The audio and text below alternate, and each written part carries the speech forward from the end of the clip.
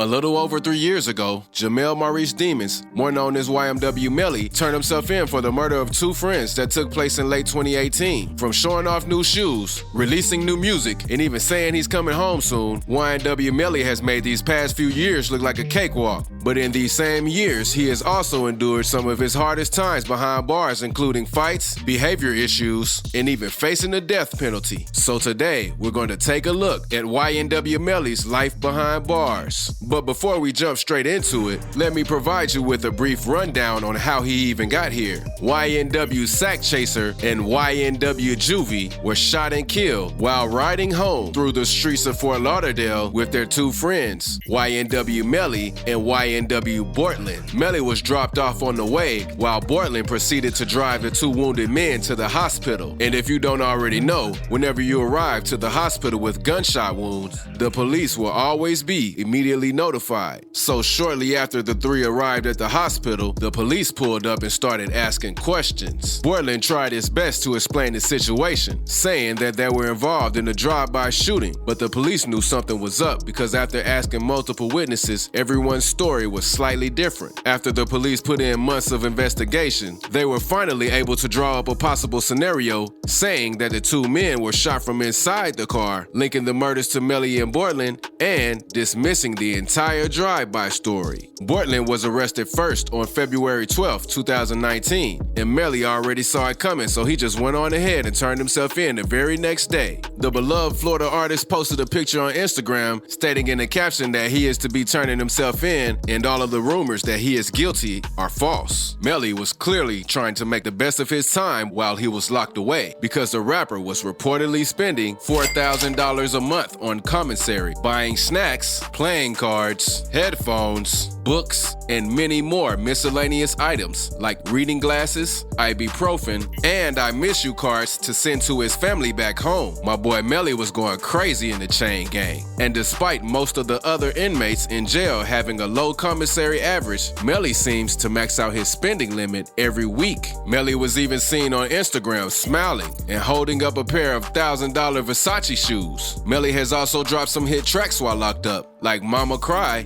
Dangerously in Love, and many more, including features from Lil Uzi Vert, Kodak Black, and an artist that we all miss dearly, Juice WRLD. He even dropped an entire album titled Melly vs. Melvin that peaked at number 8 on the Billboard charts. But while living the lavish lifestyle in jail, he was also in there giving the officers a hard time. Melly's first behavioral incident took place only a month after he was incarcerated. On March 13th, 2019, Melly made a 3-way call, which is against the rules of jail, landing him in solitary confinement for 30 days with no privileges. 2 months later, Melly was charged with disrespecting and threatening an officer. This earned him another 20 days of solitary confinement and loss of all of his privileges. Melly was in there acting like a pure demon because in September of the same year, Melly was caught stuffing a towel into the toilet of his cell and flushing it until the cell was completely flooded. What kind of elementary school prank was he trying to pull? Once the officer who caught him reported the situation, he also claimed that Melly did this on purpose and even threatened him. Melly allegedly said to the officer, "Yeah, I flooded it. Now go get your sergeant. I'll beat all y'all. And I have real lawyers to get me out of it." That's some pure menace energy right there. Shortly after this, he was set to serve yet another 20 days in solitary,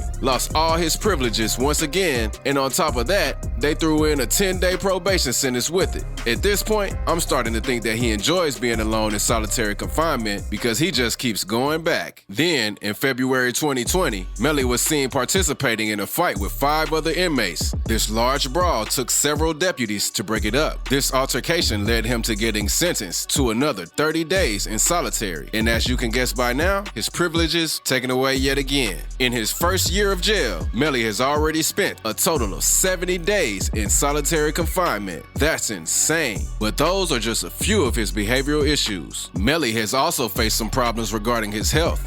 On April 2nd, 2020, Melly tested positive for the virus after his cellmate was also tested positive. Melly's lawyer saw this as an opportunity to temporarily get the rapper out of jail and put him on house arrest. On the same day, Melly's lawyer requested for the artist to be put on house arrest in case he needed any medical help involving the virus. This seemed like a foolproof plan because 6ix9ine was released earlier that year for the same reason. His attorney even posted an update on Instagram stating that the Broward jail was very unsanitary and had inmates and employees sharing lunch trays and other items without proper sanitation. Sources also stated that Melly was experiencing headaches, body aches, chills, and even labor breathing. But Melly got the short end of the stick. His request was denied, and the judge pretty much told him all the medical help you need is available right here. But since the virus was still fairly new to the world, the jails weren't properly equipped to treat the rapper. It was even rumored that the jail only provided Melly with Gatorade and Tylenol. That won't even fix a bad migraine. The staff is also accused of not checking up on Melly hourly like they were instructed to, leaving everyone to worry about his health as it was rapidly deteriorating. That's just poor service all around if you ask me. And it only gets crazier from here because Melly has also had many bumps throughout his time fighting these legal battles. When the initial information was gathered on the case, it was pretty clear that Melly wasn't innocent. The feds used every resource they could to find and try to get this artist locked up. They even worked with T-Mobile to get all of his phone records showing where the men traveled that night. This information showed that Melly was confirmed to be in the car with the victims and got dropped off before they took the trip to the hospital. It wasn't looking too good for the Florida rapper because he initially lied and said that he was never even in the car.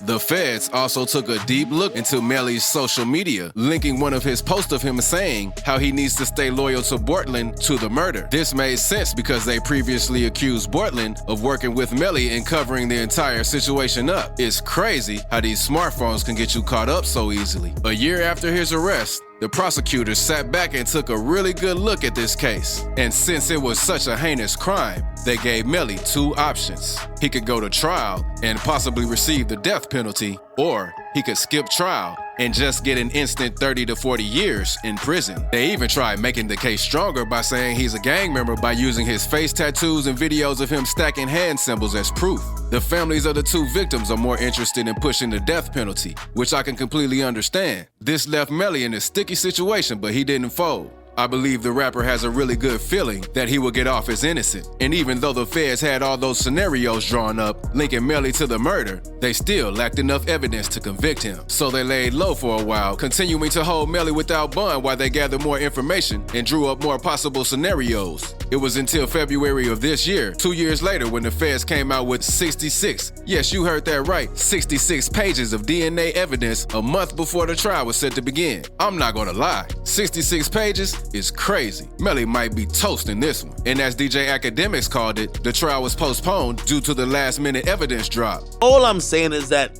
they're providing this less than a month out before trial. Look for this case to be postponed if you ask me. Melly's trial was pushed back to May 23rd, giving Melly some more time to get the DNA evidence analyzed and build up some more defense before his sentencing. The prosecutors then provided Melly with a list of all witnesses they had against him, including his ex-girlfriend and her mom. But he wasn't too cool with that. Melly immediately filed a motion to prevent these two from even showing up because he feels like they would sabotage him and his career. But the feds weren't done yet. The prosecutors summoned popular cameraman DrewFilmedIt to the stand. DrewFilmedIt is a well-known cameraman that has shot many music videos for Florida artists like Glock 9, Hot Boy, and even Louisiana artist Fredo Bang. They're most likely wanting to go through his SD card or his hard drive to find any video or audio footage or any conversations that could possibly lead to more information on this case. This is the same way they got Youngboy. The cameraman's footage was used against him in court, but Drew kept it street and never showed up at all to testify against Melly. He's a real one for that. However, the prosecutors are now trying to threaten Drew with jail time if he doesn't show up. So he lawyered up and is trying to get them to further prove why they need him in court and what he has to do with this case. Right now, it seems like it's Melly against the world because these prosecutors are coming hard with the evidence and they're really trying to turn everyone that was cool with Melly against him. Let's just hope the beloved Florida artist comes out as innocent and we can continue to get great music from him. And check out this video for me. I know you'll enjoy it.